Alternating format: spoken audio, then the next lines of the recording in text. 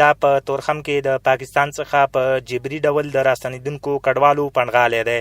په دې کمپ کې اوسیدونکي کډوال خوښ دي چې خپل هیواد ته راستانه شوي او اسلامي امارت ورته ټولې اسانتیاوې برابرې کړي دي. دا هغه پنډغالی دی چې د پاکستان څخه په جبر افغانان راایستل شوي دي.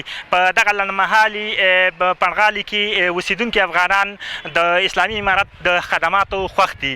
دوی وایي وخت په وخت د دوی ته خوراک ورکول کېږي، مثلا روغتیایي خدمات ورته وړاندې کېږي او همدارنګه ټولې اسانتیاوې ورته دلته برابرې دي.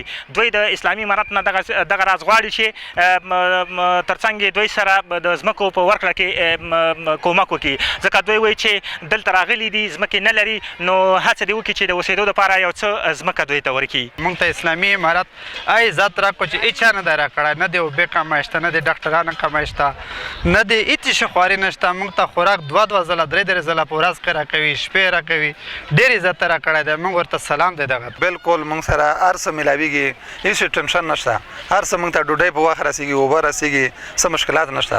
د ننګرهار د اطلاعات او کلتور ریاست د اطلاعات امیر وایي تورخم کې له پاکستان څخه په جبر راستنیدونکو کډوالو پنډغالي کې کډوالو ته یې روغتیایي، مخابراتي، د خوراک څښاک، اوبو رسولو او نورې اسانتیاوې برابرې کړي دي.